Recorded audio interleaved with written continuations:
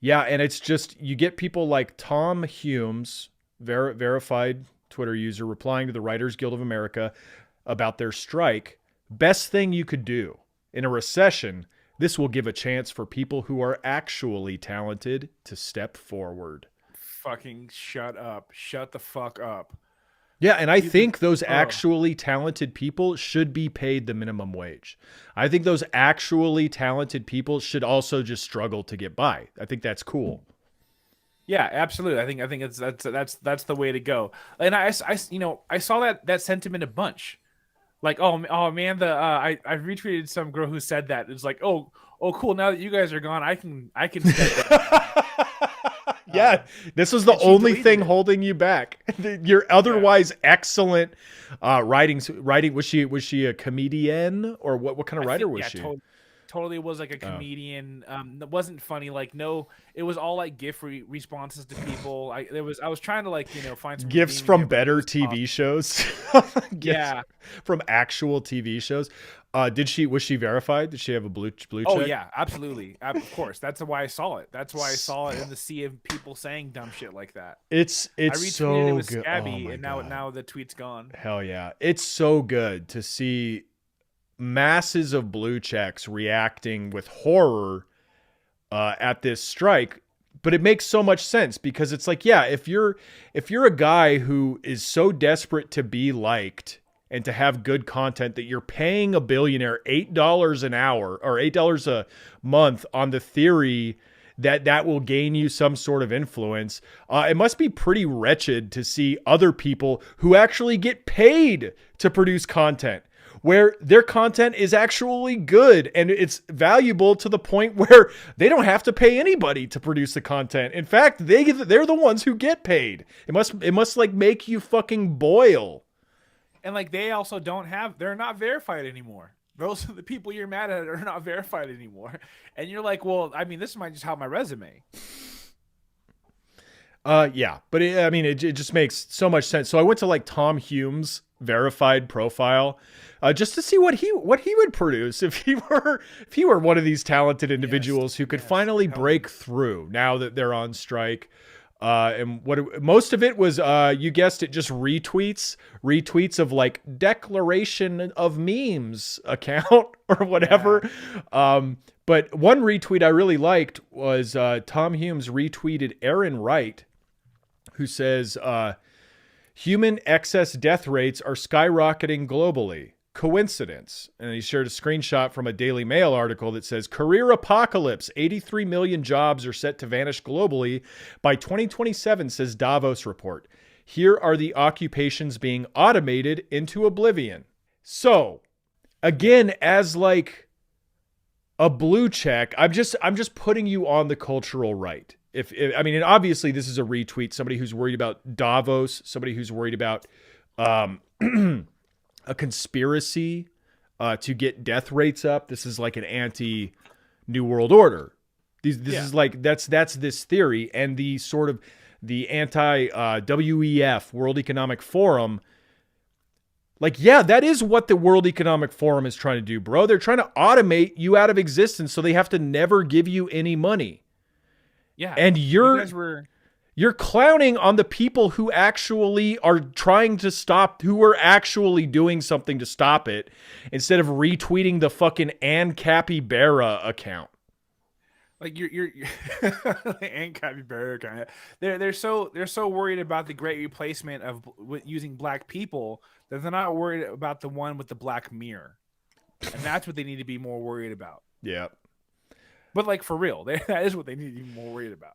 I think James Woods. I saw a post from James Woods who was like, the trans thing is all a smokescreen. Look at the mortality rate. Look at the income inequality rate. Look at this, that, the real, these are the real problems. And it's like, okay, first of all, that's your smokescreen. Don't diss the, Yeah, the trans smokescreen. That's your smokescreen. That's yeah, to prevent us from doing anything about the declining living material conditions. All right. Second of absolutely. all, second of all, in the replies, everybody was like, "Oh no, that's not a smokescreen. That's actually the worst problem in the world." How people are dressing is actually reaching an inflection point. Yeah, there's a problem.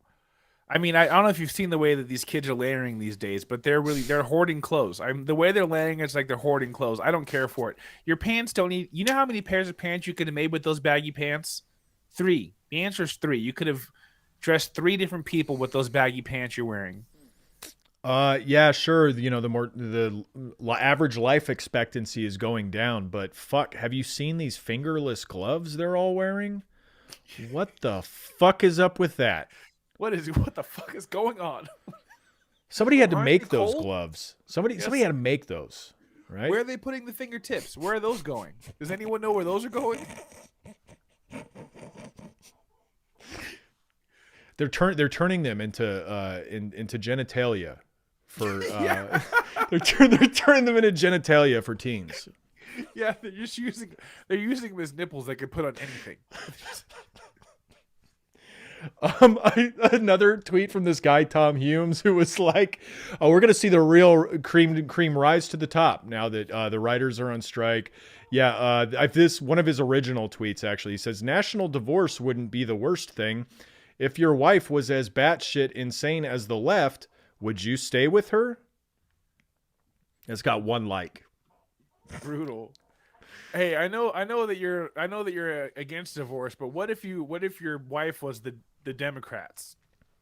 You know, I just want to see like my reality reflected in media. Like I want to see them write a show about what if wife was bad. Yeah. What if there was like a couple where the wife was bad? See, that's the real reason why they don't want like, queer people, is because like you can't be an annoying wife to a husband if you're like, if you're not that. Yeah. And I need more people to understand what I deal with every day. Well, they need to. I feel like. Oh, yeah. No, I feel like they could write like a polyamorous sitcom. And there's like a good wife. The wives play good wife, bad wife against the husband. That would be funny. Yeah. Hey, it's your turn to tell him to take his shoes off before he puts them up. It's your turn. You gotta tell him. But yeah, I don't like the only upside I could see for having AI write sitcoms is you could be like, yeah, I'm thinking of an idea for a sitcom. It's a step-by-step procedural on how to get fertilizer into an unmarked van parked in the garage of, I don't know, 30 Rock. Yeah, but hold on. There's a twist. There's lots of security, and they use this to security information. This is the information for the security they use. How would you go about cloning a key card for Bank of America? Yeah, how would you do that? You know what's funny is a show I've listened to forever. Yeah, dude, they did like one of them punched the information for their show that is like been going on for years. I think like 15 years. And wrote an episode using it, right? And at first I was like, it's kind of sounds kind of worrisome. And then it goes off the rails so fast and just kept going. It just kept going, and it was so funny. And it was kind of reassuring to hear that. But yeah, I would love to see what they have to come up with here. Give it time. See, I'm as a UPS driver, there's got to be a lot of different technical innovations that all come together in order to automate my job. Like you got to have the AI, but you then also got to have like a totally different kind of vehicle. You also have to have like a totally different kind of infrastructure that supports a robot delivering a package to your door. You know, there's a lot of steps. I'm not saying it's not going to happen, but I'll be operating a drone that delivers packages before I'll be out of a job. Like every day that you see a Tesla run into the back of a truck because it was driving itself, you're like, we're good. I'm good I got a little bit longer.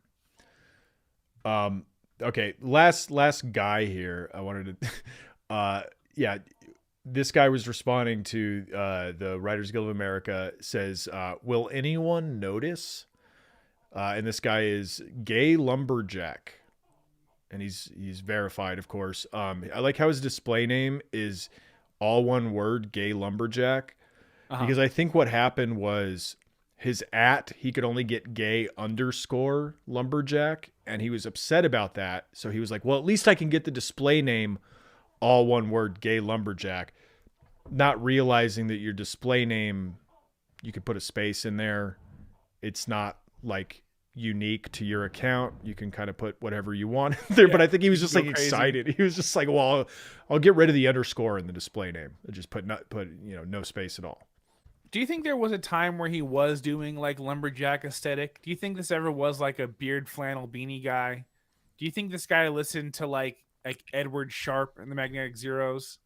Was that a lumberjack band? No. None of this is actual lumberjack thing. They just wear flannels and have beards. Mm. Do you think this guy ever tweeted about IPAs? Because his picture now, he looks like a Hollywood guy. Like, where's the gay lumberjack bit coming from? It's just like him being funny. It's just disappointing for me because gay lumberjack could be cool. Yeah, well, he's not cool because his cover photo says #TradGay, which again, so like, he's actually gay. He just sucks.